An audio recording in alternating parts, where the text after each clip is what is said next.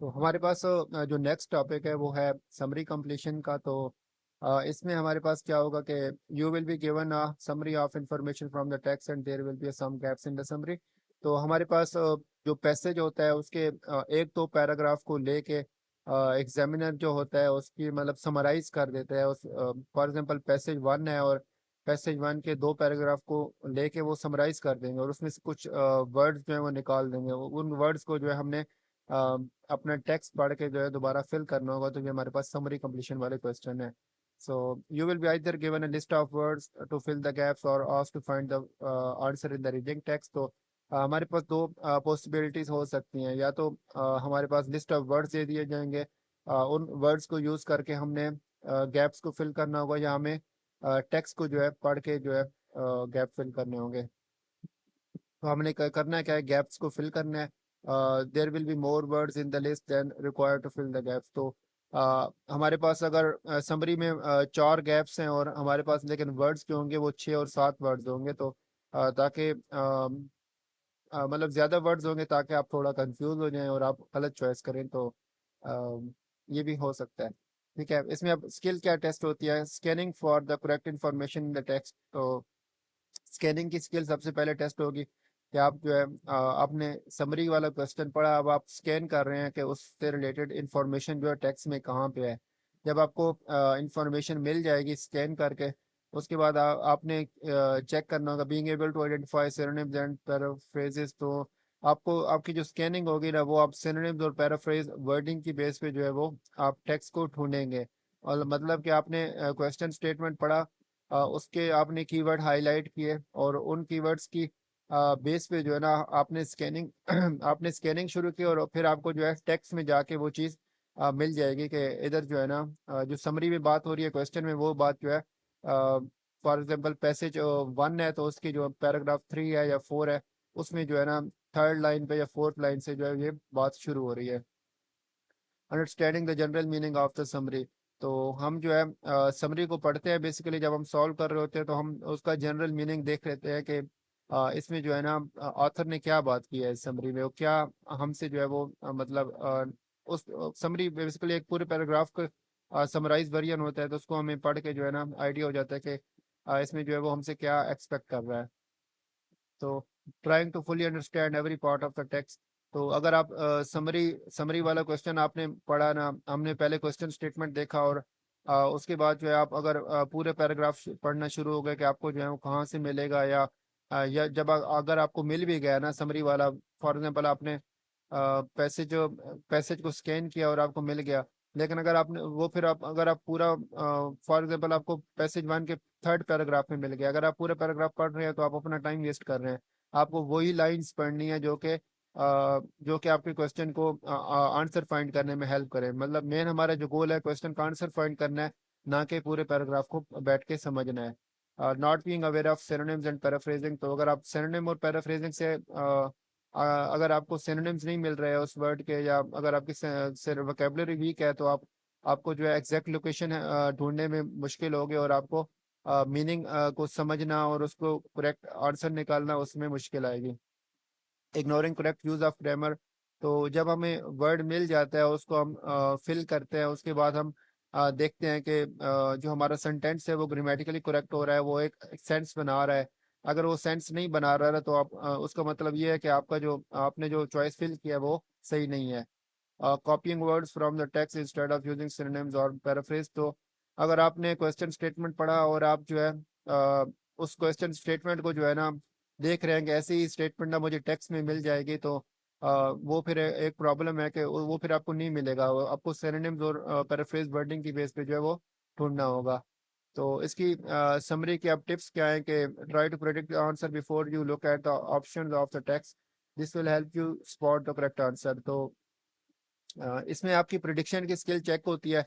Predict हम कैसे करते हैं कि हम जो है समरी वाला जो क्वेश्चन होता है उसको पढ़ते हैं, उसकी पढ़ के ना जो गैप अब हमें मिल रहा है ना उसको हमने जो मतलब एक स्टेटमेंट पढ़ी है उसकी बेस पे हम गेस करते हैं कि इसमें जो है ना कौन सा वर्ड आ सकता है। अगर हमारे पास लिस्ट ऑफ वर्ड्स है ना तो उन लिस्ट ऑफ वर्ड्स में से ना हम निगेट कर लेते हैं कि मतलब ये फॉर एग्जांपल आपने फर्स्ट गैप को पढ़ा, अब अब आप प्रिडिक्ट कर रहे हैं, तो आप लिस्ट, आपके पास 4 टोटल गैप्स हैं और आपके पास 7 लिस्ट ऑफ वर्ड्स हैं। तो आपने देख लेंगे कि ये वर्ड तो नहीं हो सकता, ये इसमें फिट नहीं आ रहा, ग्रामेटिकली भी नहीं सेंस नहीं बना रहा और सेंटेंस भी सही कंप्लीट नहीं हो रहा। तो उसमें से अगर आप लिस्ट ऑफ वर्ड्स में से ना भी आप नेगेट करके ना एक दो वर्ड्स आप लेके आ सकते हैं कि ये जो वर्ड्स हैं ना ये ज्यादा फिट बैठ रहे हैं, वो आपकी प्रिडिक्शन हो गया। अभी आपने टेक्स्ट में नहीं देखा, लेकिन आपको जो है ना टेक्स्ट में मतलब देखना पड़ेगा, और टेक्स्ट में जब आप देखेंगे तो आपको एग्जैक्ट वर्ड मिलेगा। तो प्रिडिक्शन से ये हो जाता है कि आपको जो है ना मतलब थोड़ा गैस हो जाता है कि आप जो है ना आपने क्या फाइंड करना है। फॉर एग्जांपल अगर आपके पास लिस्ट ऑफ वर्ड्स नहीं है, तो आपकी जो प्रिडिक्शन होगी ना कि इसमें ऐसा वर्ड आ सकता है, वो आपको जब आप स्कैन कर रहे होंगे ना टेक्स्ट में, तो उसमें आपको हेल्प आउट करेगा कि आपको पता होगा कि जो है ना मैंने इस तरह का जो वर्ड है ना वो ढूंढना है जो कि मेरे लिए सही आंसर होगा। Should the gap be filled with a verb, और ठीक है ये आपको देखना है कि कैसे किस वर्ड से जो है ना आपका गैप फिल होगा। सिनोनिम और पैराफ्रेजिंग को देखना है, और in the text rather than word that match exactly, मतलब आपको सिनोनिम्स की बेस पे ना स्कैनिंग करनी है। लुकिंग फॉर द आंसर, अगर आपको मतलब उसके बाद ये कह रहा है कि अगर आपको एक ज्यादा टाइम आपने ना एक आंसर फाइंड करने में नहीं लगाना। समटाइम समरी में ऐसा होता है कि समरी में ना ऑर्डर फॉलो नहीं होता। तो समटाइम ऐसे होता है कि एक वर्ड जो होता है ना, मतलब एक ब्लैंक जो होती है वो हमें नहीं मिल रही होती और हम उसमें बहुत ज्यादा टाइम वेस्ट कर देते हैं।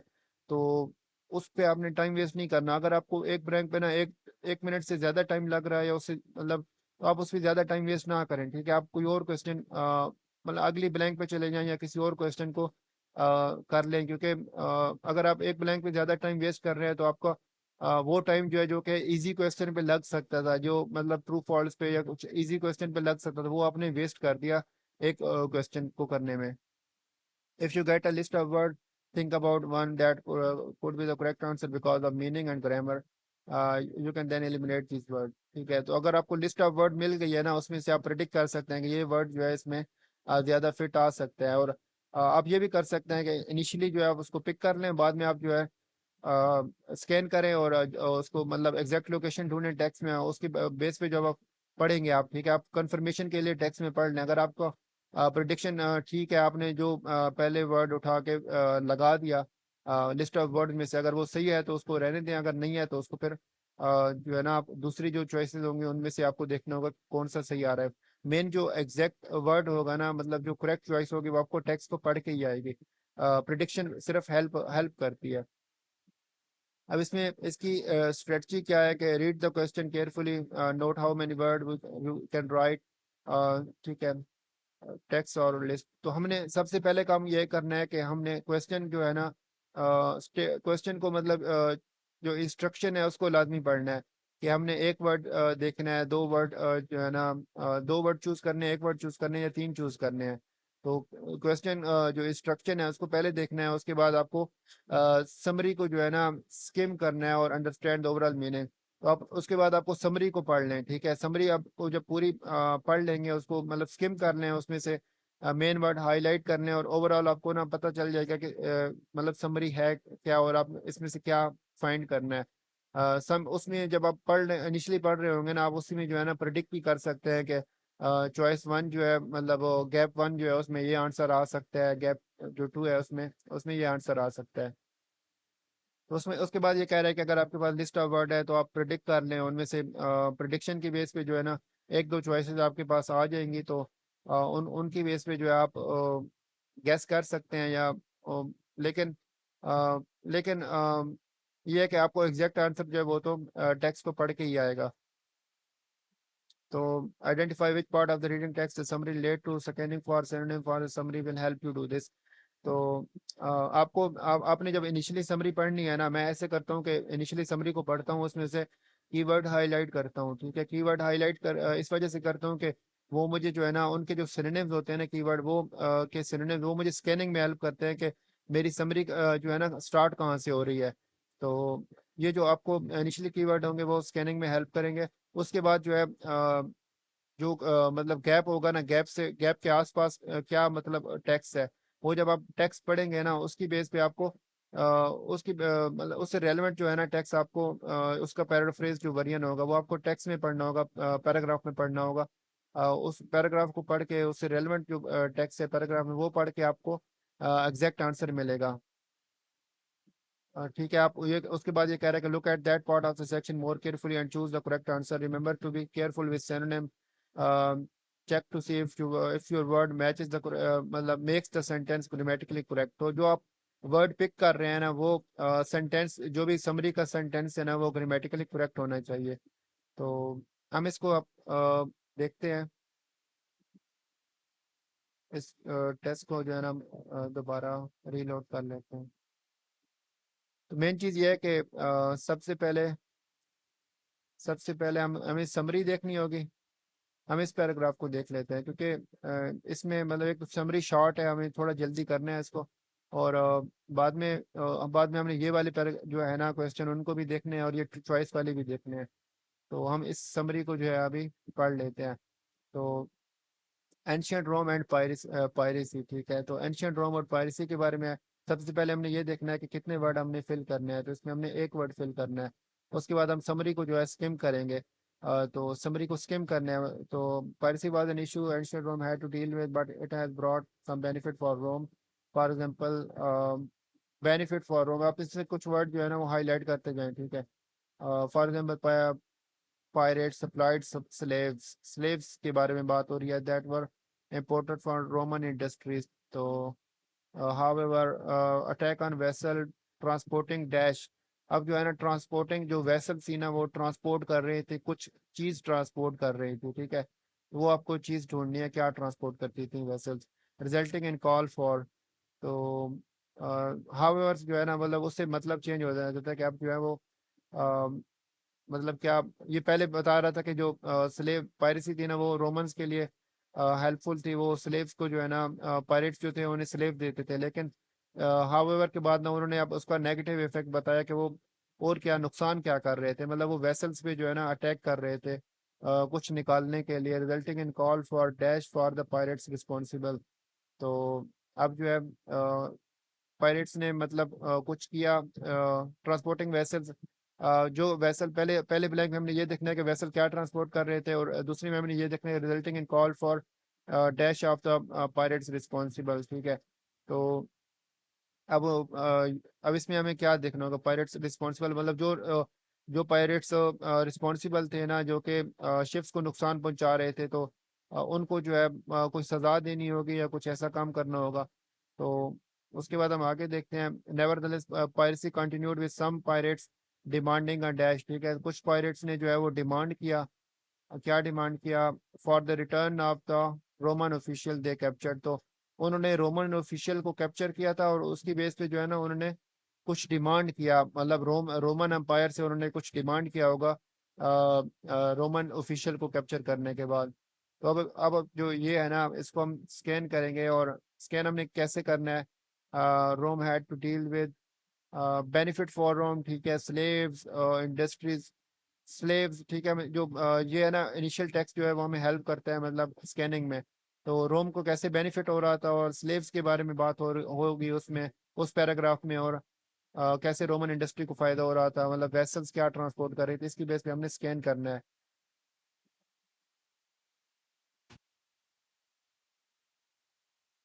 ये हमें स्कैनिंग ना हमें थोड़ा जल्दी करना होता है। आप इसमें स्लेव्स वगैरह देखें आपको मिल रहे हैं, या रोमन कैसे जो है ना बेनिफिट हो रहा है। पोम्पे एरेडिकेटेड पायरेसी, ठीक है, पोम्पे ने पायरेसी को एरेडिकेट किया था।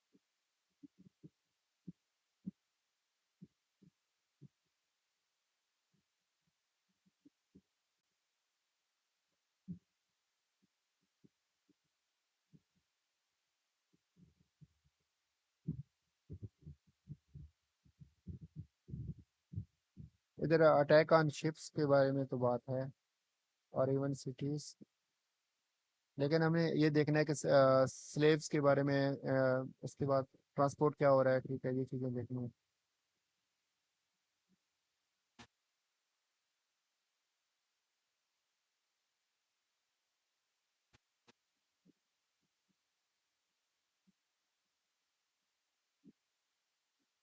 रोम जो है इसे प्रॉफिट ले रहा था, profit greatly from the existence slaves हमें मिल गए, ठीक है। अब इसको ना हम इधर से ना हमें आगे से थोड़ा आगे जाके ना हमें इसको डिटेल में पढ़ना होगा, मतलब क्लोज रीडिंग करनी होगी, ठीक है। इधर इधर हम इधर से देख लेते हैं इसको, मतलब ये जो पिछला था ना, पिछला जो है इसमें, ये इसके बारे में बात है, इतने तक जो है ना, इतने तक बात है। अब इसमें क्या रहा है, how ever attacks on vessel transporting dash, ठीक है। तो मतलब जो स्लेव थे essential for Roman agriculture and mining industry, but this arrangement could work only while the pirates left Roman interest alone. Pirates attacking on grain ships, ठीक है, तो which were essential for Roman citizens। तो वो जो however attack on vessel transporting dash, ठीक है, तो transport क्या हो रहा था, ग्रेन्स हो रहे थे, मतलब अनाज जो है ना उस ट्रांसपोर्ट हो रहा था, उससे पायरेट्स ने अटैक कर दिया। तो हाँ, resulting in call for dash for the pirate responsible which were essential for Roman citizen led to angry voice in the Senate।